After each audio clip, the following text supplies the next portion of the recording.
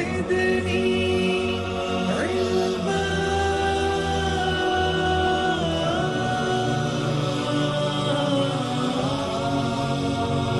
رب زدني علما.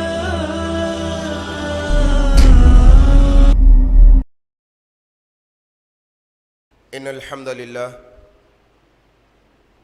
الحمد لله نحمده ونستعينه ونستغفره ونعوذ بالله من شرور أنفسنا ومن سيئات أعمالنا. من يهده الله فلا مضل له ومن يضلله فلا هادي له. وأشهد أن لا إله إلا الله وحده لا شريك له وأشهد أن محمدًا عبده ورسوله. أما بعد فإن خير الحديث كتاب الله وخير الهدي هدي محمد صلى الله عليه وسلم وشر الأمور محدثاتها وكل محدثة بدعة وكل بدعة ضلالة وكل ضلالة في النار. قال الله تبارك وتعالى في القرآن المجيد: أعوذ بالله من الشيطان الرجيم. بسم الله الرحمن الرحيم. يا أيها الناس اتقوا ربكم الذي خلقكم من نفس واحدة وخلق منها زوجها وبث منهما رجالا كثيرا ونساء واتقوا الله الذي تساءلون به والأرحام إن الله كان عليكم رقيبا. يا أيها الذين آمنوا اتقوا الله حق تقاته ولا تموتن إلا وأنتم مسلمون. يا أيها الذين آمنوا اتقوا الله وقولوا قولا سديدا يصلح لكم أعمالكم ويغفر لكم ذنوبكم ومن يطع الله ورسوله فقد فاز فوزا عظيما. وقال الله تبارك وتعالى: أعوذ بالله من الشيطان الرجيم. بسم الله الرحمن الرحيم. قل هو الله أحد الله الصمد لم يلد ولم يولد ولم يكن له كفوا أحد. أعوذ بالله من الشيطان الرجيم. رب اشرح لي صدري ويسر لي أمري واحلل عقدة من لساني يفقهوا قولي. بزرگوں، دوستوں، عزیز ساتھی اور پردہ نشین ماؤں بہنوں، آج کے اس خطبہ جمعہ کو میں اللہ تبارک و تعالیٰ کی حمد و ثنا سے شروع کرتا ہوں کہ ہر طرح کی حمد و ثنا، بڑائی اور بزرگی خالصتاً اللہ وحدہ لا شریک کے لائق اور زیبا ہے، جس کے قبضہ قدرت میں اس کائناتوں کا ذرہ ذرہ ہے. غرض اسی کے حکم سے بدلتے ہیں یہ موسم، اسی کے حکم سے برستے ہیں یہ بادل. اللہ لا الہ الا هو الحی القیوم لا تأخذه سنة ولا نوم له ما في السماوات وما في الأرض من ذا الذي يشفع عنده إلا بإذنه يعلم ما بين أيديهم وما خلفهم ولا يحيطون بشيء من علمه إلا بما شاء وسع كرسيه السماوات والأرض ولا يؤوده حفظهما وهو العلی العظیم. اس مختصر سی اللہ کی حمد کے بعد بے شمار درود و سلام ہو جناب محمد رسول اللہ صلی اللہ علیہ وسلم پر. اللہم صلی علی محمد وعلی آل محمد کما صلیت علی ابراہیم وعلی آل ابراہیم انکا حمید مجید. اللهم بارك على محمد وعلى آل محمد كما باركت على إبراهيم وعلى آل إبراهيم إنك حميد مجيد. اس کے بعد بے شمار رحمتیں اور برکتیں ہوں آپ صلی اللہ علیہ وسلم کے اصحاب پر. بزرگوں، دوستوں، عزیز ساتھی اور پردہ نشین ماؤں بہنوں، آج کے اس مختصر سے خطبہ جمعہ میں جو عنوان لے کر حاضر ہوا ہوں وہ بہت ہی اہم عنوان ہے. آج کے اس خطبہ جمعہ میں ہم توحید کی اہمیت پر بات کرنے جا رہے ہیں.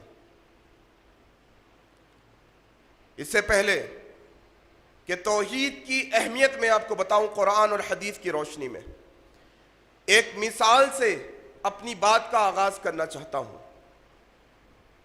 مثال یوں کہ ایک انسان گھر بناتا ہے، ایک انسان بنگلہ بناتا ہے، ایک انسان بلڈنگ بنانا چاہتا ہے، اپنا گھر بنانے سے پہلے، اپنی بلڈنگ بنانے سے پہلے، اپنا بنگلہ بنانے سے پہلے، وہ شخص جس زمین پر اپنا گھر بنانا چاہتا ہے وہ گھر پر آنن فانن دیواریں اٹھانا شروع نہیں کرتا.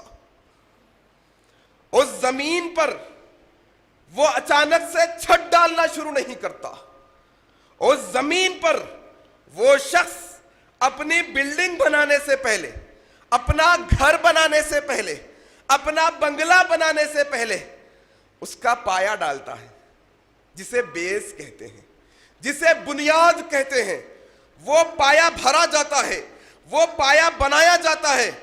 عام طور پہ ہوتا ہے نا، گھر بناتے ہیں، ہم بھی دیکھتے ہیں لوگ گھر بنانے سے پہلے جتنی ان کی باؤنڈری ہوتی ہے وہ باؤنڈری کے اطراف میں کھدائی کرتے ہیں. اس میں چٹانوں سے کاٹے ہوئے پہاڑوں کو، چٹانوں سے کاٹے ہوئے گنیٹوں کو لگاتار رکھا جاتا ہے. ایک مضبوط بنیاد بنائی جاتی ہے. وہ بنیاد بنانے کے بعد اس پر اس کے گھر کی چار دیواری بنائی جاتی ہے. پتہ کیا چلا؟ اگر کوئی شخص گھر بنانا چاہتا ہے، بنیاد نہیں بنائے گا تو اس کا گھر مضبوط نہیں بنے گا. گھر کی مضبوطی کے لیے، گھر کے اندر طاقت آنے کے لیے، آپ کا گھر کی دیواریں سالوں سال برسا برس چل سکیں، اس کے لیے ایک انسان کو ضروری ہے کہ وہ اپنے گھر کی بنیاد کو مضبوط بنائے. جس گھر کی بنیاد مضبوط ہوتی ہے اس کا گھر بھی مضبوط ہوتا ہے. اور یاد رکھیے جس گھر کی بنیاد مضبوط نہیں ہوتی اس کا گھر بھی مضبوط نہیں ہوتا. کہیں ہوا آئے گی، جھونکے سے اڑا دیا جائے گا گھر، کہیں وزن پڑے گا، وہ دیواریں ڈھہ جائیں گی. مثال کا مقصد تھا بنیاد سمجھانا. اب آئیے حدیث شریف پیش کرتا ہوں. جناب محمد رسول اللہ صلی اللہ علیہ وسلم نے فرمایا، بنی الاسلام علی خمس، اسلام کی بنیاد 5 چیزوں پر ہے. شہادت لا الہ الا اللہ وان محمد رسول اللہ. پہلی بنیاد اسلام کی یہ ہے کہ تم گواہی دو اللہ کے علاوہ کوئی معبود برحق نہیں، اور جناب محمد رسول اللہ صلی اللہ علیہ وسلم اللہ کے سچے بھیجے ہوئے بندے اور نبی ہے. پہلی بنیاد. وَإِقَامِ الصَّلَاةِ، اور نمازوں کو قائم کرنا دوسری بنیاد رکھی گئی ہے اسلام کی. وَإِيتَاءِ الزَّكَاةِ، اور جب مال نصاب کو پہنچ جائے تو زکوٰۃ ادا کرنا تیسری بنیاد رکھی گئی ہے. وَصَوْمِ رمضان، اور رمضان کے جو 30 یا 29 روزے آتے ہیں وہ روزوں کو رکھنا چوتھی بنیاد بنائی گئی ہے. وَحَجِّ بَيْتُ اللَّهِ، اور جب تمہارے پاس پیسہ آ جائے، استطاعت ہو تمہارے پاس، طاقت ہو تمہارے پاس مکہ جانے کی، تو جا کر وہاں پر بیت اللہ کا حج کرنا، یہ 5ویں بنیاد رکھی گئی ہے. ہمارے معاشرے میں الحمدللہ ہر چھوٹا بڑا اس بات سے بخوبی واقف ہے کہ اسلام 5 چیزوں کی بنیاد پر بنایا گیا ہے. توحید، کلموں کی گواہی دینا، شہادتین جسے کہتے ہیں. دوسرا، نماز قائم کرنا، دن میں کم از کم 5 وقت فرض نمازیں. تیسرا، زکوٰۃ ادا کرنا. چوتھا، رمضان کے روزے رکھنا. 5واں، بیت اللہ کا حج کرنا. جس طرح سے آپ گھر بنانا چاہتے ہیں اس کی بنیاد رکھتے ہیں، وہ بنیاد جتنی مضبوط ہوگی اتنا مضبوط آپ کا گھر ہوگا.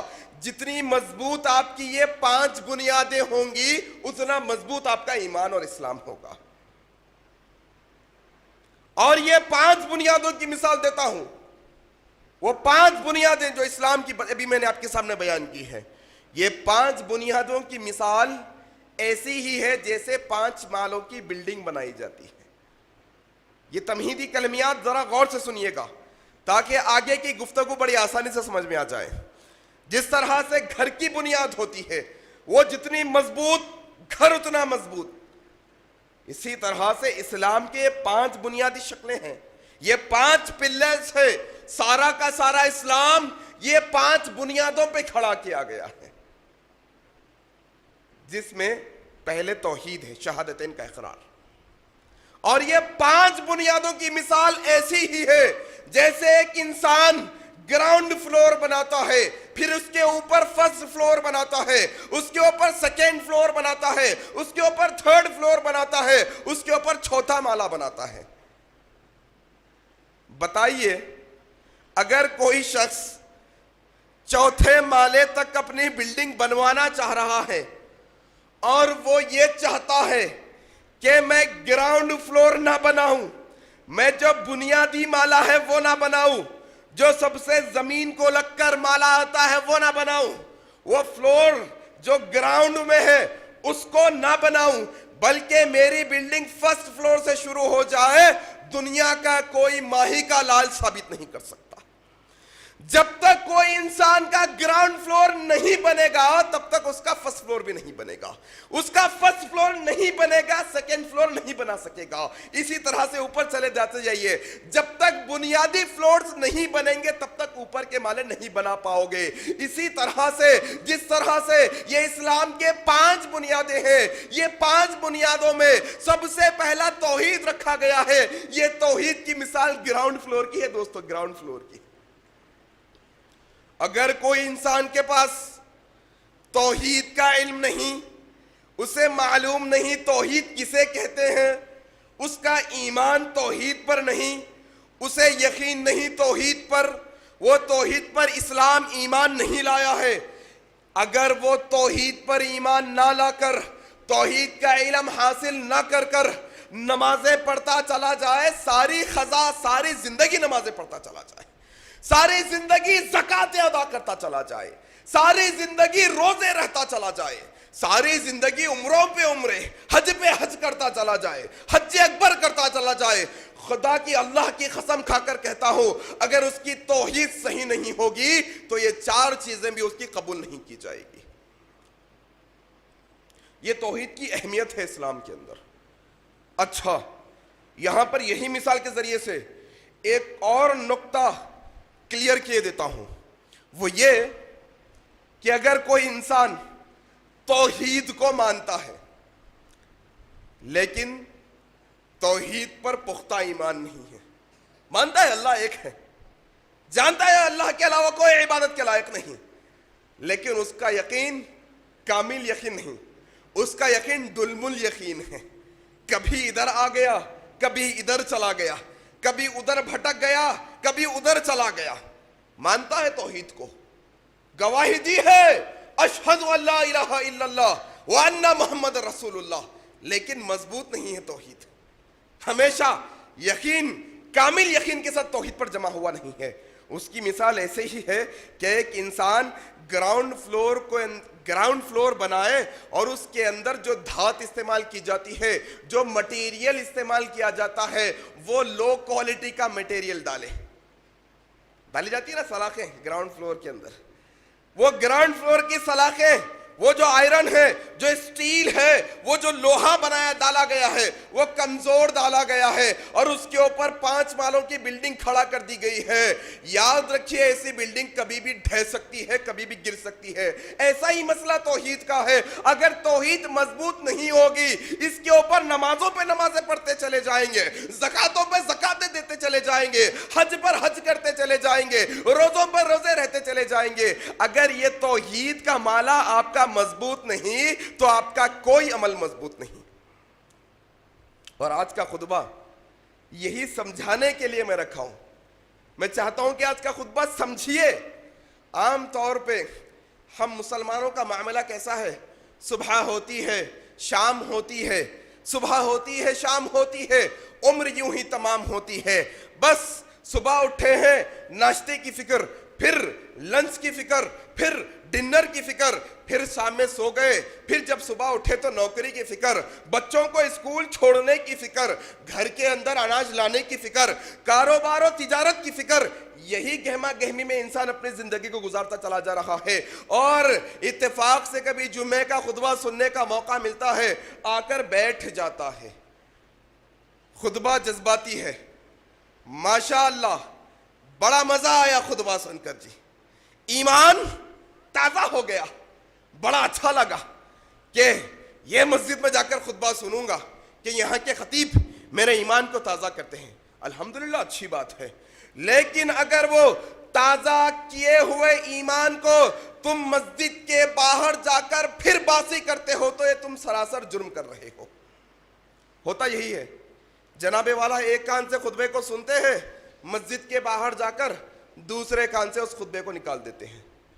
میں تقریباً 10 سالوں سے اس مسجد میں میرے والد محترم کے خطبات سماعت فرماتے آ رہا ہوں.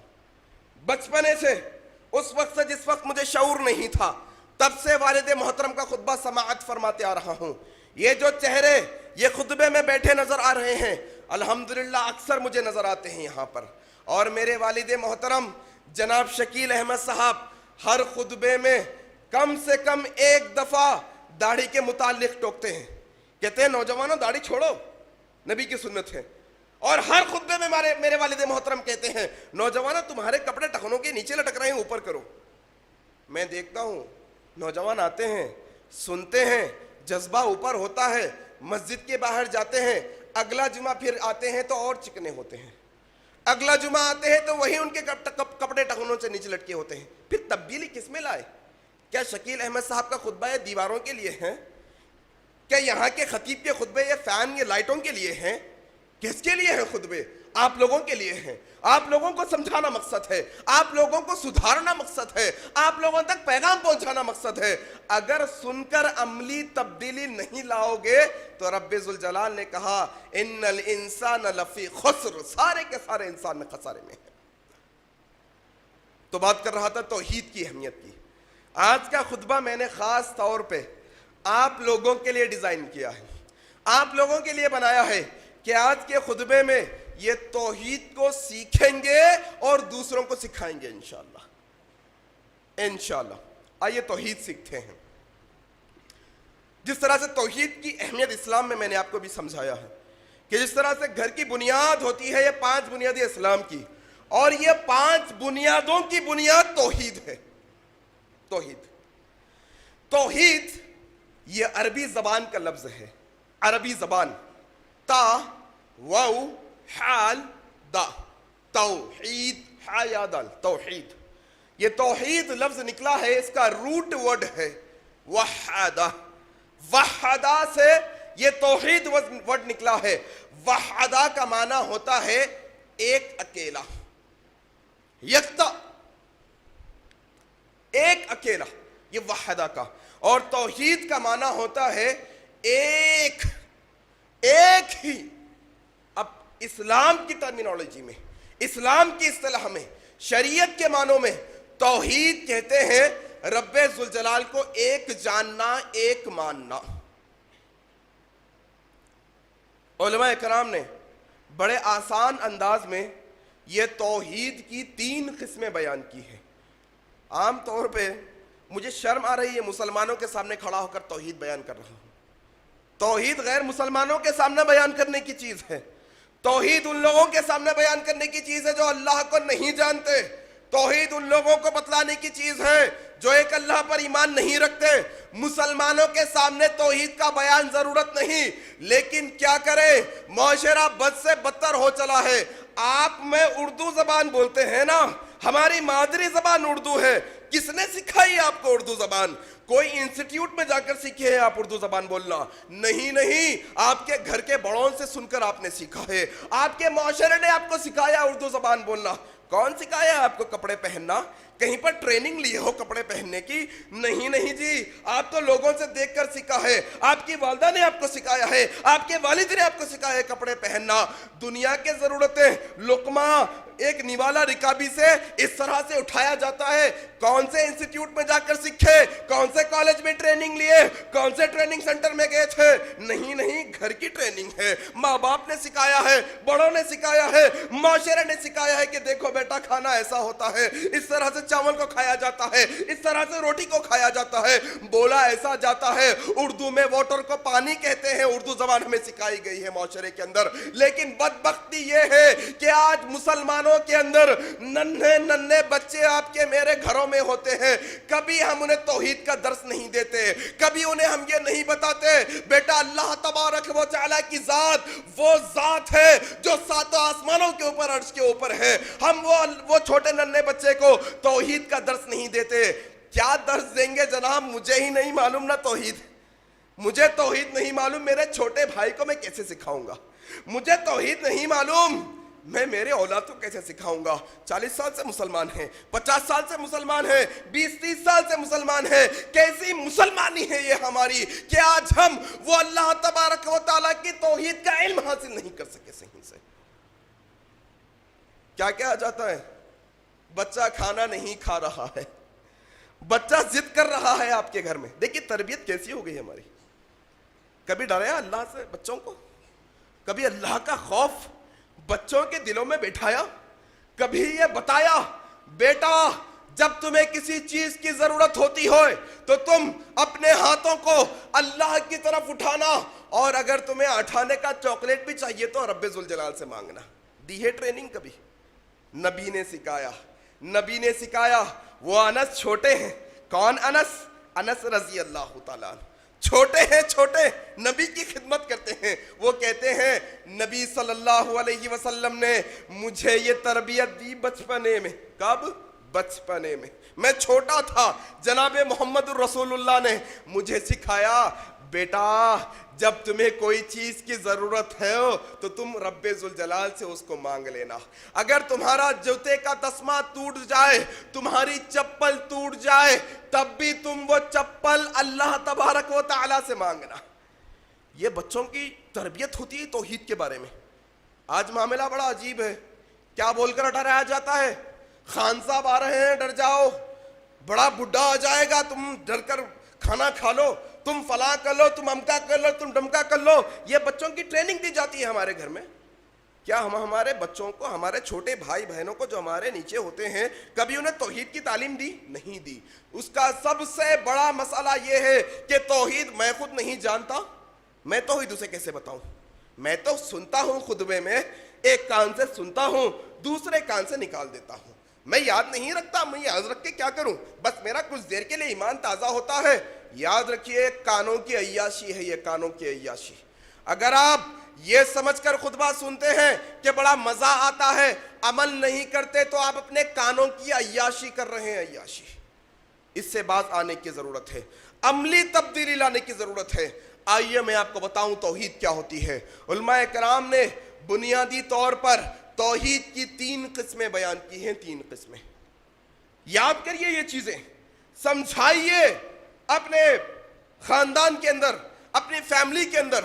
آج بڑا عجیب معاملہ ہے، ہم دیکھنے میں آیا ہے لوگوں کو کہ لوگ اپنی بیوی کے ساتھ، اپنے گھر والوں کے ساتھ ایک جگہ بیٹھ کر اسلام کی بات کرنے کے لیے شرماتے ہیں۔ شرم آتی ہے انہیں لوگوں کے ساتھ بیٹھ کر بات کرنے کے لیے۔ بڑا عجیب معاملہ ہے۔ شرم تب نہیں آتی جب گناہ کرتے ہو، ٹیلی ویژن ساتھ بیٹھ کر دیکھتے ہو۔ شرم جب نہیں آتی جب گناہ کا کام ساتھ مل کر کرتے ہو۔ شرم جب نہیں آتی، لیکن اسلام کا کام کرنے ہمیں شرم آتی ہے۔ وعدہ کریے اللہ تبارک و تعالیٰ سے کہ ہمارے گھروں کے اندر انشاءاللہ توحید کا ماحول پیدا کریں گے ہم انشاءاللہ۔ اور ہمارے جو چھوٹے ہیں، ہماری اولادیں ہیں، ہمارے چھوٹے بھائی بہن ہیں، ہم ہر روز وہ اللہ تبارک و تعالیٰ کا تعارف دیں گے ہماری اولادوں کو، ہمارے چھوٹے چھوٹے بچوں کو، ہماری آنے والی نسلوں کو۔ ہم ہر روز اللہ کے بارے میں بتائیں گے، ہم ہر روز توحید کا پیغام ان تک پہنچائیں گے انشاءاللہ۔ توحید کی 3 قسمیں ہیں، یاد رکھ لیجئے 3 قسمیں توحید کی۔ سب سے پہلی قسم توحید کی ہے توحید ربوبیت۔ ہے نا 40 سال سے مسلمان، معلوم نہیں ہے کہ توحید ربوبیت بھی ایک توحید ہوتی ہے. یاد کریے گا یہ توحید ربوبیت 3 قسموں کی پہلی قسم ہے توحید ربوبیت. توحید ربوبیت کا معنی ہوتا ہے کہ اللہ تبارک و تعالی کو یہ سارے کائناتوں کا رب جاننا اور رب ماننا. کیا کہا اللہ تبارک و تعالی نے؟ سب کو یاد ہے نا سورہ فاتحہ پڑھتے ہیں ہم. آج فاتحہ پہ جھگڑے ہو رہے ہیں کہ تم فاتحہ دیتے ہو کہ بھی نہیں، لیکن بدقسمتی وہی فاتحہ پہ جھگڑنے والے لوگوں کو یہ فاتحہ کا ترجمہ نہیں آتا. کبھی زندگی میں دیکھا نہیں کہ جو الحمدللہ رب العالمین الرحمن الرحیم مالک یوم الدین، یہ فاتحہ پہ امت لڑ رہی ہے. یہ فاتحہ کا معنی تو جانو، کبھی پتہ چل جائے گا کہ فاتحہ دینی بھی چاہیے کہ نہیں دینی چاہیے. سورہ فاتحہ میں ہی فاتحہ کا جواب لکھا ہے. آئیے بتاؤں، توحید ربوبیت کی بات کر رہا تھا. پہلی قسم توحید ربوبیت. توحید ربوبیت کا معنی ہوتا ہے الحمدللہ رب العالمین، تمام کی تمام تعریفیں اس اللہ رب العالمین کے لیے ہے، اس اللہ کے لیے ہے جو عالموں کا رب ہے، جو عالموں کا رب ہے.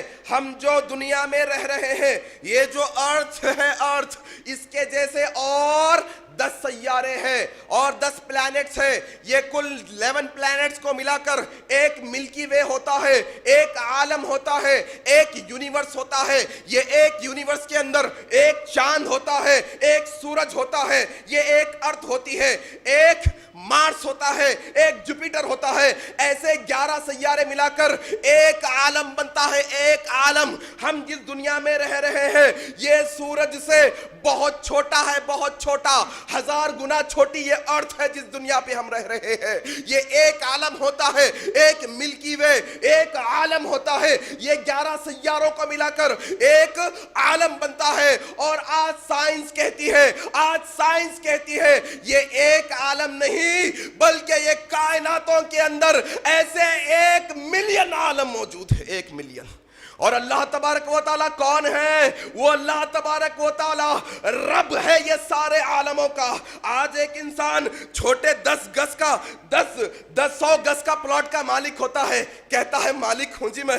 1 کروڑ کی گاڑی ہے تمہارے پاس، 1 کروڑ کی گاڑی ہم خریدتے ہیں. ہمارا بنگلہ، ہمارا فارم ہاؤس 10 ایکڑ پر ہے جناب. لوگ اتراتے ہیں، اپنے آپ کو مالک کہتے ہیں. وہ رب، وہ ذوالجلال والاکرام، وہ اللہ تبارک و تعالیٰ، وہ رب ہے سارے کائناتوں کا. وہ سورج کتنا ہے جانتے ہیں؟ یہ دنیا سے 1000 گنا بڑا سورج ہے. کون ہے جی مالک وہ سورج کا؟ رب ذوالجلال ہے. کس کا سورج ہے؟ رب ذوالجلال کا سورج ہے. ایک انسان ایک لائٹ بناتا ہے اور فخر کرتا ہے کہ ہم نے لائٹ بنائی ہے. کتنے دن چلے گی لائٹ؟ ایکسپائری ڈیٹ آئے گی نا، سال چلے گی، 2 سال چلے گی، 10 سال چلے گی. لیکن رب ذوالجلال اس سورج کا مالک ہے جو رہتی دنیا تک روشن رہنے والا ہے. جب دنیا بنائی گئی تھی تب سے روشن ہے، جب دنیا ختم ہونے والی ہوگی تب تک روشن ہوگا. وہ سورج جو ساری دنیا کے اندر یہ روشنی بکھیر رہا ہے، وہ رب ذوالجلال مالک ہے اس سورج کا. وہ چاند کا مالک کون؟ رب ذوالجلال. یہ زمینوں اور آسمانوں کا مالک کون؟ رب ذوالجلال. یہ آسمانوں سے پانی برسانے والا کون؟ رب ذوالجلال. یہ تاروں کا مالک کون؟ رب ذوالجلال. یہ جھاڑوں پہاڑوں کا مالک کون؟ رب ذوالجلال. یاد رکھو، یہ توحید پر ایمان جب دل میں آئے گا نا، اپنے آپ کو بہت حقیر جاننا شروع کرو گے. یاد رکھو، بہت حقیر ذرے ہیں ہم، ہماری کوئی اوقات و بساط نہیں ہے. یاد رکھو، وہ اللہ تبارک و تعالیٰ کے سامنے ہماری کوئی اوقات و بساط نہیں ہے. ذرے ہیں ذرے. گندے پانی سے پیدا کیے ہوئے انسان ہیں ہم، معمولی پانی سے پیدا کیے ہوئے انسان ہیں. وہ رب جو سارے کائناتوں کو پالنے والا ہے، وہ کیسا پالنے والا ہے؟ اور ایک دنیا کے ذرے ذرے کو پالتا ہے. آپ کو اور مجھ کو رزق کون دیتا ہے جناب؟ رب ذوالجلال رزق دیتا ہے. انسان کہے گا نہیں نہیں میں کماتا ہوں، صبح سے لے کر شام تک 10 گھنٹے کی نوکری کرتا ہوں، جب پیسہ ملتا ہے تو اس سے اناج خرید کر کھاتا ہوں. میں خود اپنے آپ کو پال رہا ہوں، رب مجھے کہاں پال رہا ہے؟ ارے وہ عقل کے اندھے، اس بات پر بھی غور کر کہ جو ہاتھوں سے تو کما رہا ہے وہ ہاتھ کس نے دیے ہیں؟ جس دماغ سے کام کر رہا ہے وہ دماغ کس کا عطا کیا ہوا ہے؟ جن آنکھوں سے دیکھ کر کام کر رہا ہے وہ آنکھیں کس کی دی ہوئی ہے؟ جس بدن سے، جس جسم سے محنت کر کر پیسے کما رہا ہے وہ جسم کس کا دیا ہوا ہے؟ تیری اوقاتی کیا تو ایک دانہ نہیں کما سکتا؟ مان بھی لیا جائے انسان کماتا ہے، پیسہ کمائے گا، 1000 روپیہ ہاتھ میں آ گیا ایک دن کی کمائی، کیا کرے گا؟ نوٹ کھائے گا؟ نوٹ کھائے گا؟ نہیں کھا سکتا۔ کیا کھائے گا؟ اناج، چاول کھائے گا۔ کون ہے جو آسمانوں سے پانی کو برساتا ہے؟ یہ زمین کے اندر یہ دانہ پھٹتا ہے، اس کے اندر سے ایک درخت نکلتا ہے، ایک جھاڑ نکلتا ہے، وہ جھاڑ پر 100 ہزار دانے نکلتے ہیں چاول کے۔ کون سی قدرت ہے جناب؟ ہے کیا کوئی مشین جو دانے کے اندر سے جھاڑ کو نکال کر بتا دے؟ کوئی نہیں ہے اللہ کے علاوہ۔ وہ رب ذوالجلال ہے جو سارے کائناتوں کو پالنے والا ہے، ساری کائناتوں کو پالنے والا ہے۔ کون سی زمین پر کون سے درخت کو پانی کی ضرورت ہوتی ہے وہ رب ذوالجلال کو علم ہوتا ہے۔ وہ رب ذوالجلال آسمانوں سے پانی کا نزول کرتا ہے، وہ درخت کی پیاس کو بجھاتا ہے، وہ درخت کو سیریاب کرتا ہے۔ وہ رب ذوالجلال تو وہ رب ذوالجلال ہے، وہ رب ہے پالنے والا، ایسا پالنے والا۔ آپ میں تو اشرف المخلوقات ہے، رب ذوالجلال تو ایسے پالتا ہے۔ کئی چٹانوں کے اندر ایسی جگہ جہاں پر سورج کی روشنی بھی نہیں پہنچتی، آج تک کسی انسان نے وہاں پر نظر بھی نہیں ڈالی ہوگی، نہ وہاں پر کوئی اجالا ہوگا۔ وہ چٹانوں کے اندر باریک باریک کیڑے ہوتے ہیں، باریک باریک کیڑے، وہ کیڑوں کو رزق دینے والا رب ذوالجلال ہے۔ یہ توحید ہے، توحید۔ یہ سمجھانے کی ضرورت ہے ہماری نسلوں کو۔ آج ہمارے دلوں کے اندر سے توحید چلی گئی، ڈر آ گیا دنیا کا، دنیا کی محبت ہمارے دلوں کے اندر آ گئی۔ یہ دل کے اندر توحید کے چراغ کو روشن کریے، یہ دل کو منور کریے، یہ دل کے اندر توحید کے نور کو پھیلائیے، پھر دیکھیے آپ کی زندگی کیسی نورانی ہوتی ہے۔ بات کر رہا تھا پہلی قسم توحید ربوبیت، یہ ماننا، یہ جاننا، یہ پختہ یقین رکھنا کہ سارے کائناتوں کا رب سوائے اللہ کے اور کوئی نہیں ہے۔ بتاؤں ایک تعجب کی بات آپ کو، یہ جو توحید ربوبیت ہے، یہ توحید ربوبیت کو ساری دنیا مانتی ہے، ساری دنیا مانتی ہے، مسلمان نہیں۔ مسلمان تو مانتا ہے، ہندو بھی مانتا ہے۔ ابھی نکلیں گے مسجد کے باہر، ہندو آبادی ہے نا اطراف، پوچھنا کسی ہندو سے پکڑ کر، وہ اوپر والے کو جانتے ہو؟ کہے گے ہاں اوپر والا ہے، اوپر ہے کوئی پاور، اوپر کوئی ہے ایک ایسی ہستی۔ ہندو بھی ایمان رکھتا ہے، ہندو بھی جانتا ہے اوپر ہے کوئی ایک ہستی، وہ بھی یقین رکھتا ہے کہ ہے کوئی اوپر۔ کرسچن سے پوچھنا، کہے گا کہ ہاں اللہ ہے۔ یہودی سے پوچھ لیجئے، کہے گا ہاں اللہ رب ہے۔ کوئی دنیا کا انسان، ہر وہ انسان وہ رب کو رب مانتا ہے، وہ جانتا ہے آسمانوں سے بارش برسانے والا وہ رب ہے۔ وہ کوئی سپر پاور ہے اوپر جو رب کے اس کے علاوہ کوئی اور نہیں رب ہے۔ وہ سارے آسمانوں کا مالک ہے، وہ سورج و چاند کا مالک ہے۔ یہ توحید ربوبیت کی پہلی قسم۔ لیکن ایک قسم ہے جو خدا پر ایمان نہ رکھنے والے، جنہیں عام لفظوں میں دہریہ کہہ سکتے ہیں۔ وہ لوگ کسی خدا پر ایمان نہیں رکھتے، وہ لوگ یہ یقین رکھتے ہیں کہ بس ہم ایسے ہی آئے اور ایسے ہی مر جانے والے ہیں، انشاءاللہ کبھی پھر موقع ملے گا تو ان کے بارے میں تفصیلات رکھنے کی کوشش کریں گے۔ آئیے دوسری قسم کی طرف آتا ہوں۔ دوسری قسم ہے توحید عبادت۔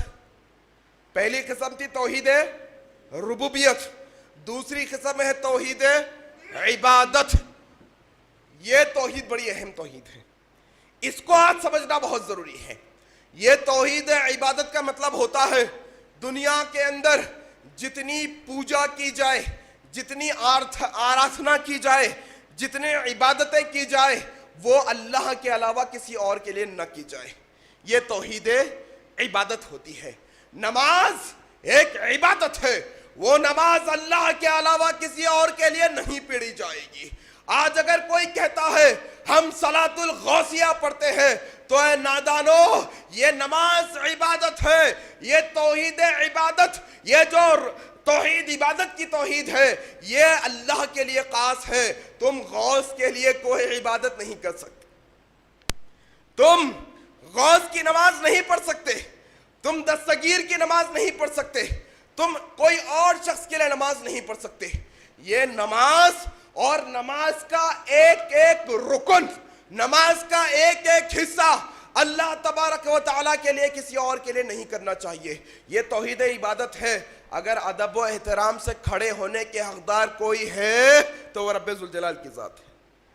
جس طرح سے آپ ہاتھ باندھ کر نماز میں کھڑے ہوتے ہیں، ایسا کھڑا ہونا صرف رب کے لیے جائز ہے، آپ کے اسکول کے پرنسپل کے لیے جائز نہیں ہے، آپ کے کمپنی کے باس کے لیے جائز نہیں ہے، آپ کے ایریے کے صدر کے لیے جائز نہیں ہے، آپ کے کوئی M L A M P کے سامنے ایسا ہاتھ باندھ کر کھڑا ہونا جس طرح سے ہم نماز میں اللہ کے لیے کھڑے ہوتے ہیں جائز نہیں ہے۔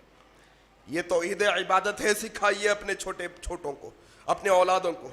نماز میں ہم رکوع کرتے ہیں، رکوع یہ رکوع اللہ کے لیے خاص ہے، ایسا رکوع ہم اللہ کے علاوہ کسی اور کے لیے نہیں کہہ سکتے۔ تھوڑے احمق قسم کے لوگ ہیں جن کی عقلیں کمزور ہیں، جن کا علم کمزور ہے، وہ جہالت کے حد درجے کو پہنچ چکے ہیں۔ وہ یہ کہہ رہے ہیں اچھا جی رکوع اللہ کے علاوہ کسی اور کے لیے نہیں ہونا، اگر کوئی زمین سے اٹھانے کے لیے چیز ہم جھکتے ہیں یہ بھی تو رکوع ہوا۔ یہ تمہاری جہالت کی بات ہے، یہ تمہاری جہالت ہے کہ تم کوئی چیز کو زمین سے اٹھانے کو رکوع سمجھتے ہو۔ استغفر اللہ، استغفر اللہ، یہ تمہاری کم علمی کی نشانی ہے۔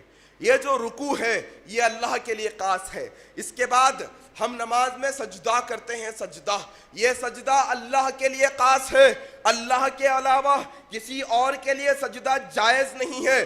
لوگ کہتے ہیں ہاں جی ہم عبادت کے لیے سجدہ نہیں کرتے، ہم تو عبادت کا سجدہ اللہ کو نماز میں کرتے ہیں۔ ہم قبر پر جا کر اولیاء کے سامنے اپنے سر کو عزت سے جھکاتے ہیں۔ کس سے جھکاتے ہیں؟ عزت سے جھکاتے ہیں۔ آئیے دیکھتے ہیں یہ عزت کے سجدے کے بارے میں جناب محمد رسول اللہ کا کیا فرمان ہے۔ ایک صحابی جناب محمد رسول اللہ مسجد نبوی میں تشریف فرما ہے، ایک صحابی شام کی سرزمین سے آئے اور آ کر اللہ کے نبی کے سامنے سجدے میں گر گئے۔ اللہ کے نبی مسجد میں بیٹھے ہیں، وہ صحابی آئے اور آ کر سجدے میں گر گئے۔ کون سا سجدہ تھا؟ صحابہ کو پتا تھا وہ سارے معبودان باطل کی عبادتوں کو چھوڑ کر ایک اللہ کی عبادت کرنے والے تھے۔ جو صحابی نے اللہ کے نبی کو سجدہ کیا تھا شام کی سرزمین سے آ کر، وہ عبادت سمجھ کر نہیں کیا تھا بلکہ عزت کے لیے کیا تھا۔ اللہ کے نبی نے کہا اٹھو کیا کرتے ہو؟ وہ اٹھے اور کہنے لگے اللہ کے نبی جناب محمد رسول اللہ صلی اللہ علیہ وسلم میں شام کی سرزمین سے آ رہا ہوں، میں نے دیکھا ہے وہاں کا ایک بادشاہ ہے، وہاں کے لوگ اس بادشاہ کے سامنے اس طرح کا سجدہ کر رہے تھے۔ میں نے جب دیکھا تو میرے دل میں خیال آیا اگر اس دنیا کے اندر ایسی عزت کے لائق کوئی شخصیت ہے تو وہ آپ ہے جناب محمد رسول اللہ۔ جب وہ بادشاہ کو عزت مل رہی ہے میں بھی آپ کو عزت دینا چاہتا ہوں سجدہ کر کر۔ اللہ کے نبی نے کہا اے میرے ساتھی سنو، اللہ تبارک و تعالی نے میری شریعت کے اندر کسی انسان کے لیے یہ جائز نہیں کیا کہ وہ کسی دوسرے انسان کو سجدہ کرے۔ کیا کہا نبی نے؟ کسی انسان کے لیے یہ جائز نہیں کہ وہ دوسرے انسان کو سجدہ کرے۔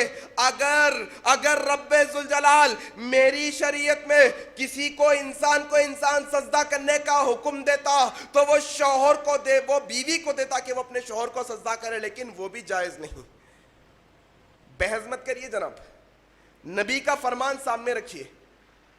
اللہ کے نبی کے لیے جب عزت کا سجدہ نہیں کیا جا سکتا تو دنیا کی کوئی ہستی کے لیے نہیں کیا جا سکتا۔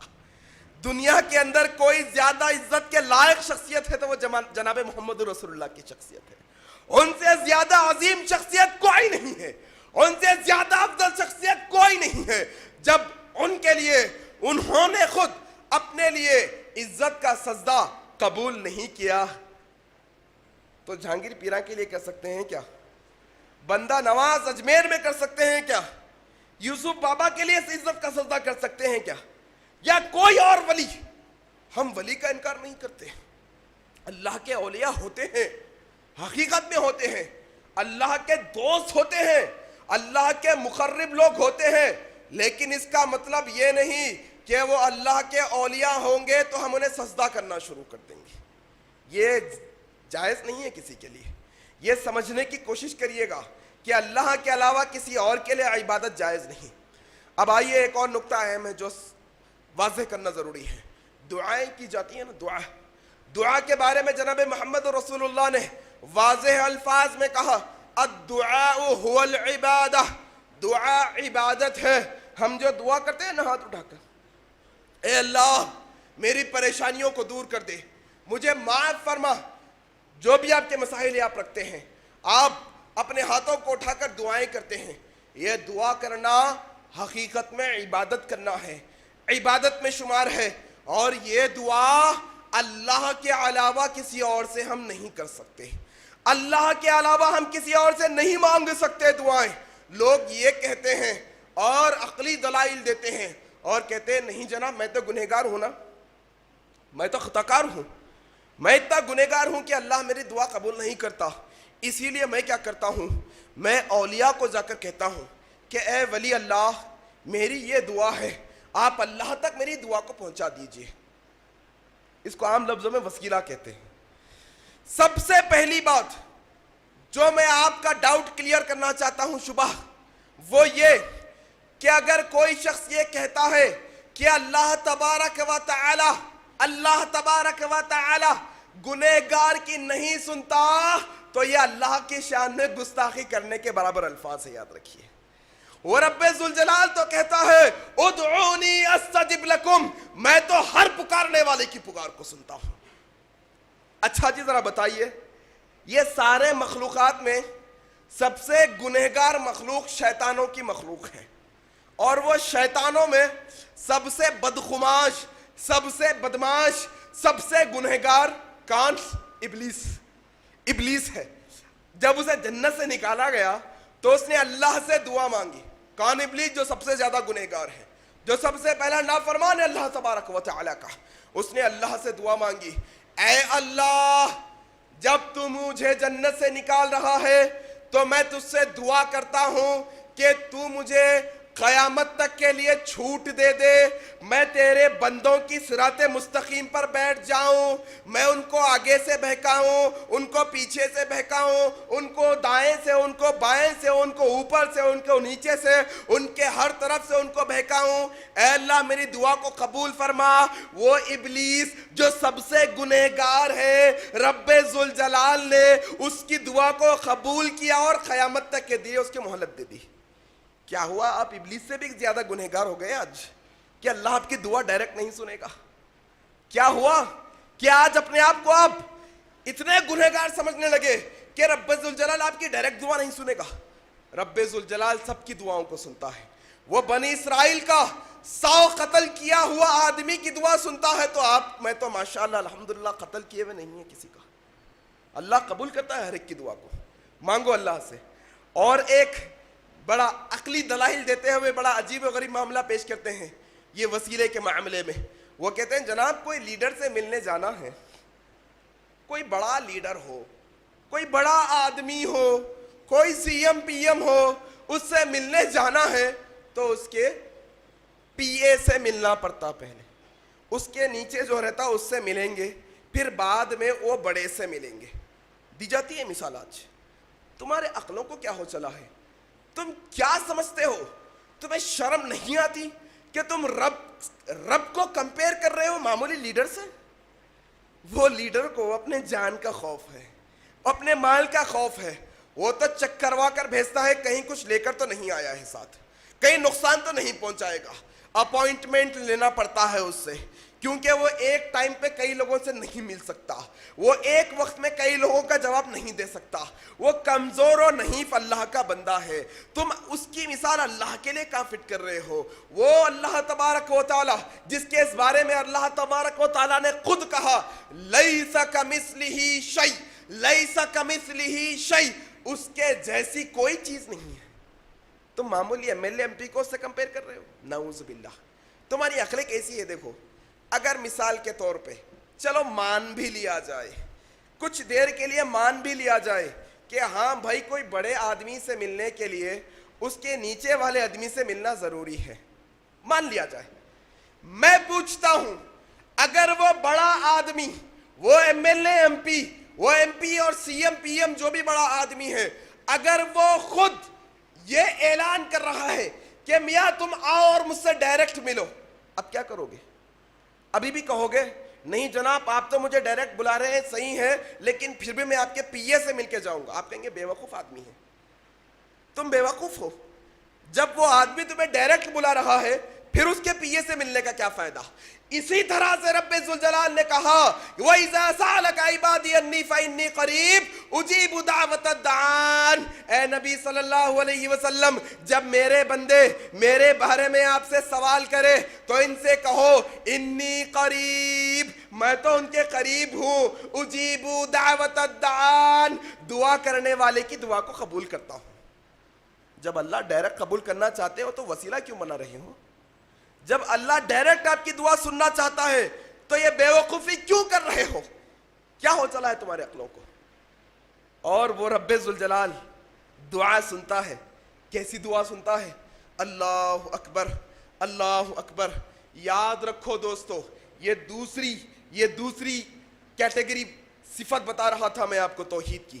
پہلے توحید ربوبیت, پھر توحید عبادت, تیسری قسم ہے توحید اسماء و صفات.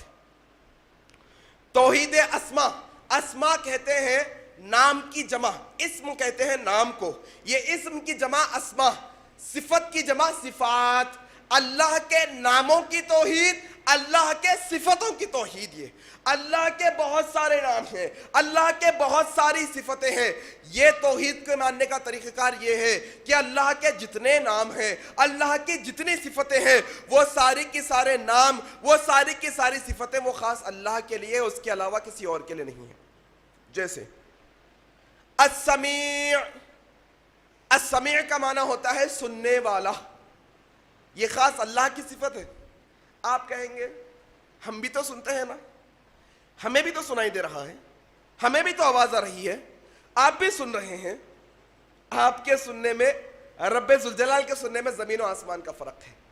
السمیع کہتے ہیں ایسا سننے والے کو کہ انڈیا کے بولنے والے ہندی میں بول رہے ہیں, عرب کے بولنے والے عربی میں بول رہے ہیں, چائنا کے بولنے والے چائنیز میں بول رہے ہیں, امریکہ کے بولنے والے انگلش میں بول رہے ہیں, جاپان کے بولنے والے جاپانی میں بول رہے ہیں. ایک وقت میں, ایک سیکنڈ میں, ایک لمحے میں یہ کائناتوں کے ساری مخلوقات الگ الگ زبانوں میں ایک جگہ ہو کر ایک وقت میں وہ رب ذوالجلال کو پکاریں گے. وہ رب ذوالجلال ساتوں آسمانوں سے ہر ایک کی بات کو سنے گا اور ان کا جواب بھی دے گا. اس کو السمیع کہتے ہیں. السمیع یہ ہے. اگر کوئی شخص السمیع رکھنا چاہتا ہے نام تو سمیع نہیں رکھ سکتا. عام طور پہ دوستوں کے نام سمیع, عبدالسمیع ہوتے ہیں تو ہم سمیع سمیع کہہ کر پکارتے ہیں انہیں. یہ اللہ کا نام ہے. آپ کے دوست ایسی خوبیوں کے مالک نہیں کہ ایک وقت میں 3 لوگوں کی بھی سن سکے. اللہ تبارک و تعالی ایسے 3 عالموں کی ایک ساتھ سن سکتا ہے. جائز نہیں. عبدالسمیع پکاریے, عبدالسمیع, عبدالسمیع, سین میم یا عین, عبدالسمیع. اللہ تبارک و تعالی کی صفت. اگر آپ نام اپنا رکھنا چاہتے ہو تو وہ صفتوں سے پہلے لڑکے کا نام رکھنا چاہتے ہو تو عبد لگائیں گے, عبد. یعنی اگر آپ سمیع رکھنا چاہتے ہو عبدالسمیع رکھنا ہوگا, بصیر رکھنا چاہتے ہو عبدالبصیر رکھنا ہوگا. اللہ رکھنا چاہتے ہو رکھ سکتے ہیں نام, لیکن عبد لگا کر عبداللہ رکھنا ہوگا. اگر لڑکی کا نام اللہ کی صفتوں میں سے رکھنا چاہتے ہو تو رکھ سکتے ہو. اگر آپ اللہ رکھنا چاہتے ہو, لڑکی کے لیے امت لگائیں گے, امت اللہ کہیں گے. رحمان اگر رکھنا چاہتے ہو, امت الرحمان رکھ سکتے ہو لڑکی کا نام, اور امت السمع بھی رکھ سکتے ہو. یہ اللہ کی صفتیں ہیں. یہ صفتوں کو اللہ کے لیے خاص کرنا. اگر کوئی شخص یہ کہتا ہے کہ ایک ہمارے اولیاء میں سے ولی ہے جو ہمارے اوپر نظر رکھے ہیں, وہ ہماری ساری باتوں کو جانتے ہیں, وہ ہمارے لمحے لمحے کی خبر رکھتے ہیں, تو خدا را یہ اللہ کی ذات میں شرک ہوگا. اور شرک کے بارے میں اللہ تبارک و تعالیٰ نے صاف صاف انداز میں کہا, ان اللہ لا یغفر ان یشرک بہ ویغفر ما دون ذلک لمن یشاء. وہ رب ذوالجلال تمہارے کوئی اور گناہ ہوں گے تو معاف کر دے گا, تم نے جھوٹ بولا معاف کر دے گا, تم نے غیبت کی معاف کر دے گا, تم نے نمازیں کبھی چھوڑ دی معاف کر دے گا, تم نے روزوں میں غلطی کی معاف کر دے گا. لیکن رب ذوالجلال اس کی ذات و صفات میں شریک کرنے والوں کو کبھی معاف نہیں کرے گا. ہمیشہ ہمیشہ جہنم میں رہیں گے شرک کرنے والے. کوئی لوگ سمجھتے ہیں جناب محمد رسول اللہ صلی اللہ علیہ وسلم زندہ ہے اور ہمارے تمام اعمال کی خبر رکھ رہے ہیں. اگر یہ کسی کا عقیدہ اور یقین ہے کہ اللہ کے نبی ہمارے سارے کاموں کی خبر رکھ رہے ہیں, یہ صفت اللہ تبارک و تعالیٰ کی صفت ہے, یہ صفت اللہ کے لیے خاص ہے, یہ صفت ہم جناب محمد رسول اللہ کو بھی نہیں دے سکتے. لوگ کہتے ہیں اٹھتے بیٹھتے یا علی مدد, یا المدد غوث اعظم دستگیر, نعوذ باللہ. آپ کو ایک اہم نقطہ دیتا ہوں.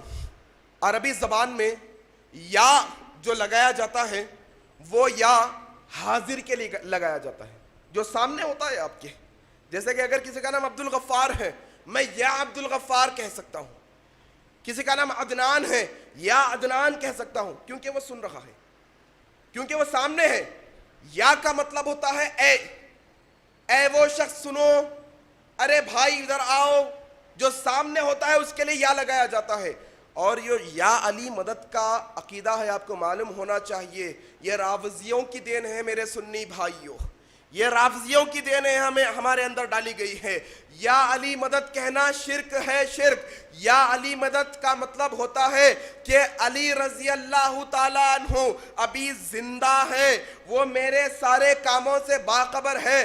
جب میں یا علی مدد کہتا ہوں تو وہ میری مدد کے لیے آ جاتے ہیں, نعوذ باللہ. آپ کے ہر وقت میں مدد کرنے والا اللہ کے علاوہ اور کوئی نہیں, یاد رکھیے. جس کسی کو بھی رب ذوالجلال مشکلوں میں ڈال دے اسے اس سے کوئی نجات دینے والا نہیں, اور جس کسی کو بھی رب ذوالجلال نجات دے دے اس کو کوئی مشکلوں میں نہیں ڈال سکتا. یہ توحید ہے, توحید. یہ توحید سمجھنے کی بھی ضرورت ہے اور سمجھانے کی بھی ضرورت ہے. پڑھتے ہیں نا 5 وقتوں میں الحمدللہ رب العالمین الرحمن الرحیم مالک یوم الدین ایاک نعبد و ایاک نستعین. بار بار پڑھتے ہیں لیکن ان کا معنی معلوم نہیں. توحید بیان کی گئی ہے 4 آیتوں کے اندر. دیکھیے کیسی توحید. پہلی آیت میں توحید ربوبیت بیان کی گئی ہے, الحمدللہ رب العالمین, تمام قسم کی تعریفیں, ہر طرح کی تعریفیں اللہ کے لیے ہے جو رب ہے سارے عالموں کا. توحید ربوبیت بیان کی گئی ہے. دوسرے 2 آیتوں کے اندر الرحمن الرحیم مالک یوم الدین, یہ 2 آیتوں میں توحید اسماء و صفات بیان کیے گئے ہیں.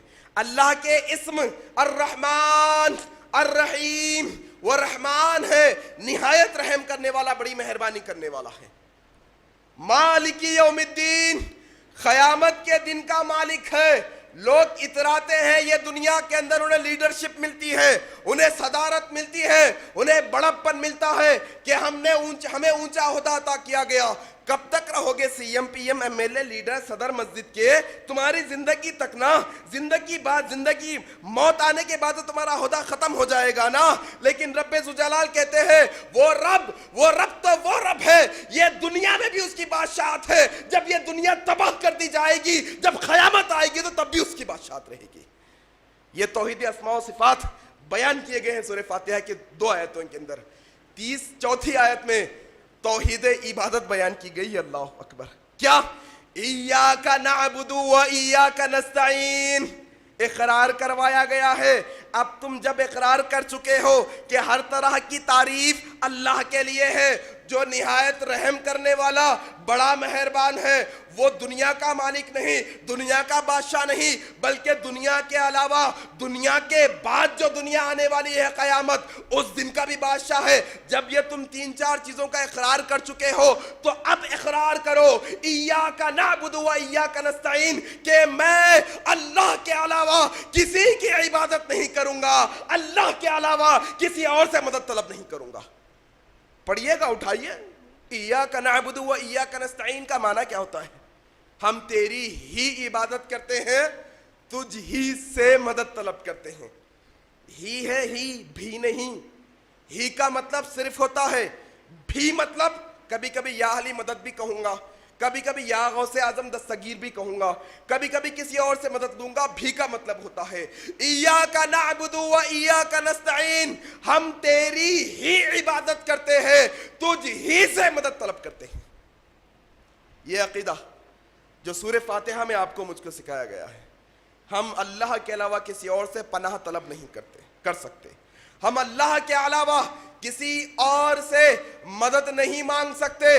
وہ البصیر ہے. وہ کیسا بصیر ہے؟ وہ کیسا دیکھنے والا ہے؟ آنکھیں میری آپ کی بھی ہے نا, آپ کو مجھ کو بھی دکھائی دے رہا ہے نا. وہ رب ذوالجلال آپ اور مجھ جیسا دیکھنے والا نہیں ہے, صحابہ جیسا دیکھنے والا نہیں ہے, جناب محمد رسول اللہ جیسا دیکھنے والا نہیں ہے. وہ رب ذوالجلال تو ایسا دیکھنے والا ہے کہ کالے اندھیری راتوں کے اندر, کالے سے کالے سمندر کے تہوں کے اندر جو جانور چلتے پھرتے ہیں, اللہ تبارک و تعالیٰ ان پر بھی اپنا نظر رکھے ہوئے ہیں. اور ایک عقیدہ واضح کرتے ہوئے اپنی بات کو ختم کروں گا. اگر کوئی شخص یہ کہتا ہے اللہ تبارک و تعالیٰ ہر جگہ حاضر و ناظر ہے, یہ بڑا خطرناک عقیدہ ہے. ناظر کا مطلب ہوتا ہے ہر جگہ دیکھنے والا. ماشاءاللہ صحیح عقیدہ ہے, ہر جگہ ناظر ہے اللہ. کوئی چیز اللہ کی نظروں سے چھپی ہوئی نہیں ہے, اللہ ہر چیز سے باخبر ہے. تم تنہائی میں کرتے ہو, اللہ کی نظر وہاں پر موجود ہے. تم لوگوں سے چھپا کر کرتے ہو, اللہ کی نظر سے نہیں بچ سکتے. تم لوگوں کے تمہارے دلوں کے اندر جو وسوسے خیالات آتے ہیں, اللہ کی نظر تمہارے دلوں کے بھیدوں کے اندر بھی ہے. حاضر کا عقیدہ کیا ہے؟ لوگ کہتے ہیں اللہ ہر جگہ موجود ہے, لوگ کہتے ہیں اللہ ہر جگہ موجود ہے. نعوذ باللہ, تم اللہ کی شان میں گستاخی کر رہے ہو میرے بھائی. اللہ تبارک و تعالی ہر جگہ موجود ہے کہنا اللہ کی شان میں گستاخی ہے. اللہ اپنے علم کے اعتبار سے ہر جگہ حاضر ہے ایسا کہہ سکتے ہیں. اللہ اپنے علم کے اعتبار سے ہر جگہ حاضر ہے, لیکن اللہ خود ہر جگہ حاضر نہیں ہے. وہ اللہ تبارک و تعالی جو الرحمن علی العرش استوى کی آیت کے مطابق عرش کے اوپر مستوی ہے, وہ اللہ 7 آسمانوں کے اوپر ہے. یہ دنیا کے اندر موجود نہیں ہے اللہ تبارک و تعالی. گستاخی کیسے میں بتاتا ہوں آپ کو. ایک انسان ہے, کچھ ایک معاملہ ہو گیا کوئی دوسری جگہ پر, میں ہوں کاروان کی سرزمین پر, چار مینار کے علاقے میں کچھ واقعہ ہو گیا. اب وہاں کا علم مجھے یہاں پر ہونا تو کسی کی مدد ہونا ضروری ہے. کوئی کال کر کر کہنا ہاں بھائی ایسا ہوا ہے, یا پھر میں خود جا کر دیکھنا. جا کر دیکھنا بندے کی صفت ہے, بغیر آئے کے سارا علم رکھنا اللہ کی صفت ہے. تم اگر یہ کہتے ہو اللہ آ کر دیکھتا ہے تو یہ اللہ کی شان میں گستاخی ہے. اللہ کو آ کر دیکھنے کی ضرورت نہیں ہے, اللہ وہاں سے سب کچھ جانتا ہے. اللہ اگر ہر جگہ حاضر ہے موجود ہے تم کہہ رہے ہو تو اللہ کی شان میں گستاخی کر رہے ہو. تم اللہ کی شان میں کمی کرنے کی کوشش کر رہے ہو. اگر اللہ کی شان میں کبھی کمی نہیں ہو سکتی. وہ اللہ الصمد ہے, وہ بے نیاز ہے سب چیزوں سے, آپ سے, میرے سے, یہ دنیا سے, یہ ساری کائناتوں سے وہ بے نیاز ہے. وہ سب کو سلاتا ہے, وہ کبھی نہیں سوتا. وہ سب کو کھلاتا ہے, وہ کبھی نہیں کھاتا. وہ سب کو دیتا ہے لیکن کسی سے کچھ نہیں لیتا. وہ آیت بھی یاد کیجئے جس میں اللہ تبارک و تعالیٰ کہتے ہیں لوگوں اگر یہ کائناتوں کی ساری مخلوقات مل کر, یہ چرند پرند, یہ جانور, یہ انسان, یہ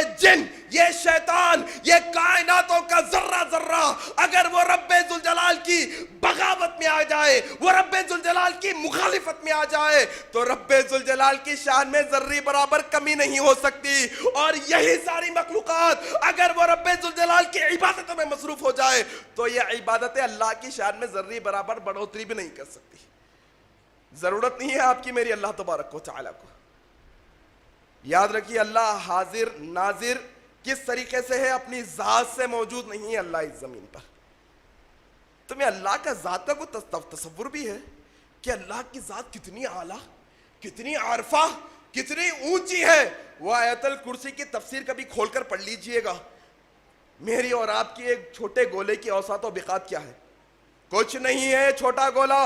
रब्बे जुल जलाल की ज़ात ये दुनिया में नहीं आ सकती। रब्बे जुल जलाल को आने की ज़रूरत नहीं है, वो आए बगैर ये सारे चीज़ों का इल्म रखता है। ये तौहीद है मेरे भाइयों, मेरी माओ बहनों। ये तौहीद का दर्स हमारे घरों में सुबह शाम होता रहना चाहिए। हमारे बच्चों को सिखाइए, बताइए, रब्बे जुल जलाल का तारुफ सुबह शाम दीजिए। डराना है तो कोई बुड्ढे से मत डराइए, कोई छाँव से अंधेरे से मत डराइए। तकवा पैदा कीजिए अपने औलादों के दिलों में, रब का तकवा पैदा कीजिए, रब का खौफ और डर पैदा कीजिए अपने औलादों के दिल में। बेटा ऐसा नहीं करते, ऐसा करोगे तो रब्बे जुल जलाल हमें देख रहा है। बेटा ऐसा करोगे तो अल्लाह हमें सजा देंगे। बेटा अगर ऐसा करोगे तो अल्लाह हमें इनाम देंगे।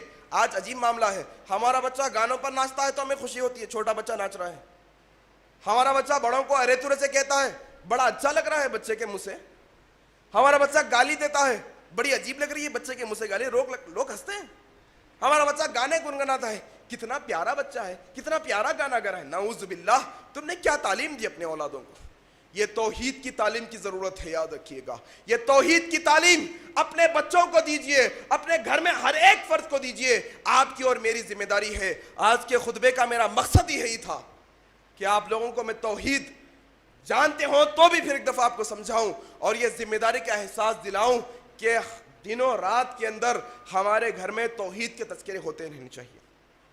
अल्लाह तबारक व तआला से मैं दुआ गो हूँ कि अल्लाह तबारक व तआला हम तमाम मुसलमानों को तौहीद खालिस पर हमेशा हमेशा के लिए गामजन फरमा दे। हम तमाम मुसलमानों को तौहीद खालिस तेरी ही इबादत करने वाला हमें बना दे। इलाहुल आलमीन, हम में से जो कोई भी बीमार है उनकी बीमारियों को दूर फरमा दे। इलाहुल आलमीन, हम में से जो कोई भी कर्ज की मुश्किल में मुब्तला है उनके लिए आसान रास्ते मुहैया फरमा दे। इलाहुल आलमीन, हम में से जो कोई भी परेशान हाल है उनकी परेशानियों को दूर फरमा दे। इलाहुल आलमीन, हम तमाम को जब तक जिंदा रख तौहीद खालिस यानी दीन इस्लाम पर जिंदा रख मौला। और जब हमारी मौत आए तो इलाहुल आलमीन हमारी ज़बान पर तौहीद का कलमा जारी व सारी फरमा दे मौला। इलाहुल आलमीन, जब हम ख़बर में चले जाएं तौहीद का सवाल हो तो रब्बे जुल जलाल हमारी ज़बान